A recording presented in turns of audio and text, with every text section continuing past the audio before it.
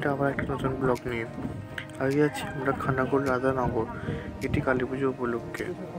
এটা হচ্ছে মুন্ডেশ্বরী নদী, যেটা 2024-এরই বন্যার সময় যেটা ফুলে উঠেছিল। এটা 24 যে বাঁধ ভেঙেছিল সেই নদী, এই নদীটাই সেই নদী। এখন জল অনেকটা নিচের দিকে নেমে গেছে। তাও আবার অনেকদিন পর তোমাদের সামনে এলাম ব্লগ নিয়ে। তো কেমন লাগছে বলো তোমাদের। আর এই জায়গাটা হচ্ছে তালখোপ। এই জায়গাটা এই বছরতেই বসে গেছিলো, এতটা নদীর পার ডাউন হয়ে গেছিলো। তাহলে বুঝতে পারছো কীরকম হতে পারতো সে ভয়ানক। এটা নদী ভাঙতে রয়ে গেছে, যেহেতু 24 মাত্রা ভেঙে গেছিলো, ওই জন্য এটা কিছু হয়নি। আর আমাদের মোট যাচ্ছি আমরা টোটো করে, 4টে টোটো আছে। 4টে টোটোই সবাই মিলে যাচ্ছি আমার মা বাড়ির সঙ্গে।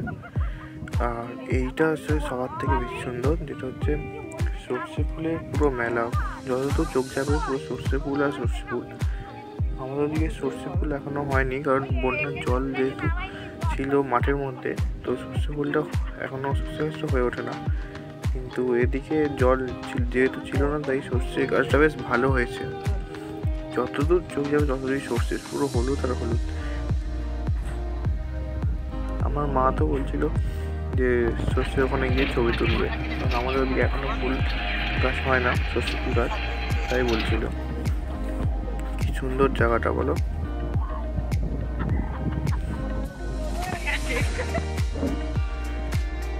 আর এইটা হচ্ছে একটা মন্দির, কি মন্দিরটার নাম জানি না, যেতে যেতে দেখলাম মন্দিরে বেশ ভালোই এই তৈরি হচ্ছে মন্দিরটা।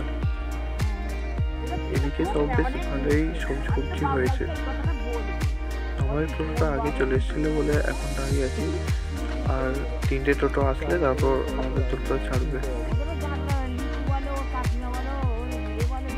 আর একটা টোটো আসছে, দ্বিতীয় টোটোটাও আসবে। ওখানে একটা ইঞ্জিনটালের জন্য জ্যামে আটকে আছে। আর যেটা বলছিলাম, ঝিকিরা থেকে খানাকুলে দূরত্ব প্রায় 21 কিলোমিটার ওপর। টোটো করে যাচ্ছে বলে প্রায় 2 ঘন্টার কাছাকাছি লেগে যেতে পারে আমাদের আন্দাজ। এই বছরটা নিয়ে 2 বছর যাচ্ছি। আর এ দেখো, বলতে বলতে সর্ষে ফুলের গাছগুলোর কাছাকাছি চলে এসেছি, অনেক কাছে চলে এসেছি। বেশ ভালোই এবার এদিকে সর্ষে হয়েছে সরি। আর এটা হচ্ছে জিজ্ঞাসা করছিলাম মায়েদেরকে, মা বলছে এটা হুগলির দিকে পড়ছে। আমাদের হাওড়া ছেড়ে চলে এসেছে হুগলিতে এখন। এটা আর একটা মাইমা।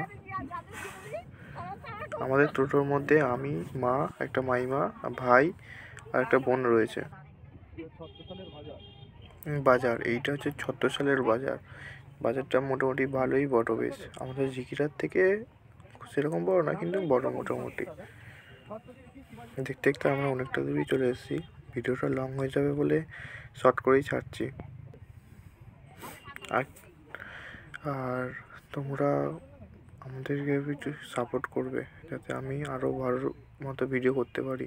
আর এই একটা জায়গা হচ্ছে, এই যে বন্যাটা হয়েছিল, এটা মুন্ডেশ্বরী নদীই চলছে। মুন্ডেশ্বরী নদীর জল এতটাই বেড়ে গেছিলো, এই বাড়ি ফাড়ি সব ধসে নদীর নিচে নেমে গেছে, অনেকটাই ডাউন এলাকা হয়ে গেছে। আমাদের টোটো দাদা বলছিল।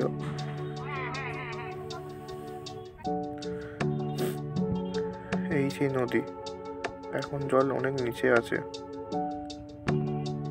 জল যখন ফুলে নাকি খুব ভয়ানক রূপ নেয়, এখানে সব মানুষজন জিজ্ঞেস করে বলছিলাম। আর সেই মুন্ডেশ্বরী নদী আর একটা ব্রিজ টপ করে চলেছি। ব্রিজটা ভালো মতনই বড়।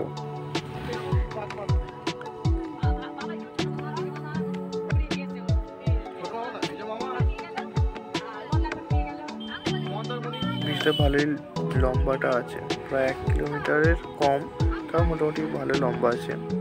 এখানটা এখন তাও জল রয়েছে নদীতে, তাহলে আমাদের দিকে নদীতে জল নেই খুব একটা।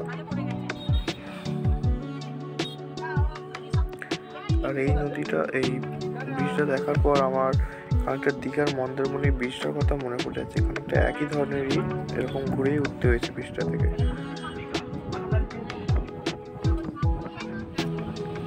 আমার কথা একটু আটকে আসতে বুঝতে পারছি, কারণ আমার এখনও ফোনেই রেকর্ড করি, তো ওই জন্য একটু অসুবিধা হচ্ছে। মাইক নেওয়ার পর তোমাদের এই প্রবলেমটা ঠিক হয়ে যাবে। আর আমাদের ইউটিউব ফ্যামিলির 1K প্রায় কাছাকাছি চলে এসেছি।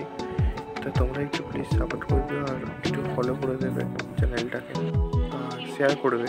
হয়তো কথা বলতে বলতে চলে এসেছি এখানে আমরা আসার কথা রাধানগরে যে মন্দিরটা পুজো দেখতে এসেছি সেই রাস্তাতে এখন হেঁটে চলেছি। আর কিছুক্ষণ গেলেই প্রায় 2-3 মিনিট মতো হাঁটলেই মন্দিরটা পেয়ে যাবো। এইসব লোকগুলো ওখানেই যাচ্ছে। শীতকাল বলে মোটামুটি কোনো অসুবিধা হয়নি, কিন্তু গরমকাল হলে খুব অসুবিধা হতো। এখানে পুরো ফাঁকা রাস্তা আর রোদ প্রচুর। শীতকালেতেই এখন এত গরম হচ্ছে, জ্যাকেট খুলতে হয়েছে। আর আমাদের বাড়ি থেকে এখানে আসতে প্রায় মোটামুটি 11টা বেজে গেছে। আমাদের টোটো ড্রাইভার একটু রাস্তা ভুল করে অন্য রাস্তা দিয়ে ভুল করে নিয়ে চলে এসেছে, তাই একটু টাইমটা বেশি নিল। আগের বছর ওই মাঠটা যেখানটা একটু আগেই দেখলে ওই মাঠটা আগের বছর বসেছিলাম, কিন্তু এই বছর সময়টা হবে না, কারণ আমরা অনেকটাই লেট করে ফেলেছি মন্দিরের মধ্যে আসার জন্য।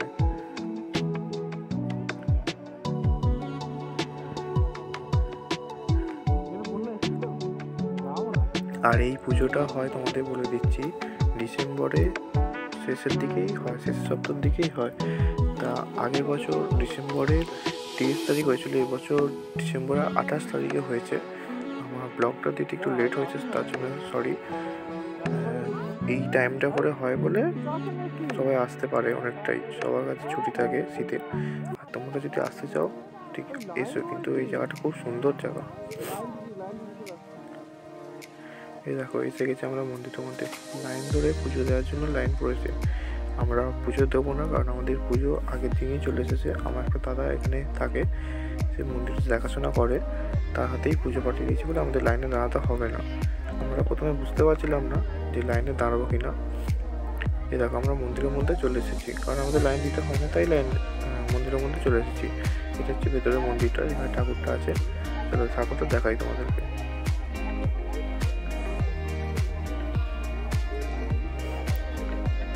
এইটা হচ্ছে সেই ঠাকুর। আমরা এইটা নিয়ে 2 বছর এলাম ঠাকুরের কাছে। ঠাকুরটা দেখে নাও তোমরা।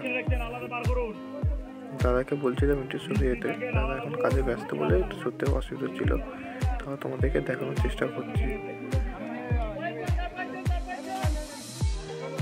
এই দেখো এবার ঠাকুরটা দেখে নাও, ঠিক আছে। আর এই জায়গাটা আমরা বাড়ি থেকে ভয়েস দিচ্ছি, কারণ ওখানে এত লোকের কথাবার্তা তোমরা কিছু শুনতে পাবে না বলে আমরা ভয়েস করিনি সেখানে। আর এটা হচ্ছে শ্মশান, আমি ঠিক জানি না কিন্তু সবাই শ্মশানই বলছে। এখানে পুজোও করেছে দেখছি। আর দুটো আরেকটা জায়গাও শ্মশান আছে। এইটা হচ্ছে মন্দির, মানে পুজো দেওয়ার সময় জুতো ফুতো খুলো তো হাতটা ধোয়ার জন্য এই পুকুরটার মধ্যে হাত ধুয়ে নিলেও হবে। আমরা এখান থেকে হাত ধুয়ে তারপর পুজো দিতে গেছিলাম। পুজো দেখাটা তোমাদেরকে দেখানো সম্ভব হলো না, তো পরের বছর তোমাদেরকে দেখিয়ে দেবো, ঠিক আছে। তোমরা সঙ্গে থাকবে চ্যানেলের মধ্যে। চলো শ্মশানটা একটু কাছ থেকে তোমাদের দেখায়। অনেক ফুল দিয়ে সাজিয়েছে। এই দেখো এটা হচ্ছে শ্মশান। শিব ঠাকুরের এখানটা পুজো হয়েছে শ্মশানের। এখান দিয়ে ঠাকুরটা দেখার চেষ্টা করলাম, কিন্তু দেখা যাচ্ছে না। বাইরে থেকে হচ্ছে এই মন্দিরটা দেখে নাও। এটা হচ্ছে শিব মন্দির, পাশে এই যে সবাই ঠাকুরের ধূপ দিচ্ছে। হ্যাঁ, এবছর কিন্তু খুব সুন্দর সাজিয়েছে, আগের বছর এতটা সাজায়নি, কারণ এবছর নাকি 25 বছর পূরণ হলো এই মন্দিরটা। চলো এবার খাওয়া দাওয়া হয়ে গেছে আমাদের খাওয়া দাওয়া হয়ে যাওয়ার পর খাওয়া দাওয়াটা দেখানো সম্ভব হয় না, কারণ প্রচুর ভিড় ছিল আর ফোনও বার করতে পারিনি।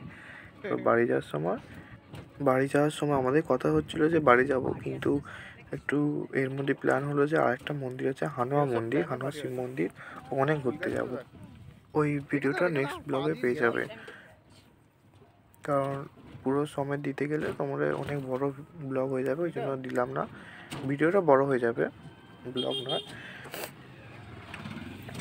এখানে বাড়িগুলো নাকি খুব সুন্দর সুন্দর বাড়ি হয়, কারণ এখানে সব ফাঁকা বাড়ি করে, তো ওই জন্যে। এটা হচ্ছে মেন রাস্তায় উঠে পড়লাম। এবার হানুয়া মন্দিরের দেখে যাচ্ছি। আর রাস্তা এখানে মোটামুটি খুব একটা ভালো নয়, তবে আসা যাবে, তোমরা বাইক ফাইক নিয়ে আসলে আসা যাবে। চলো আজকের মতো এইটুকু।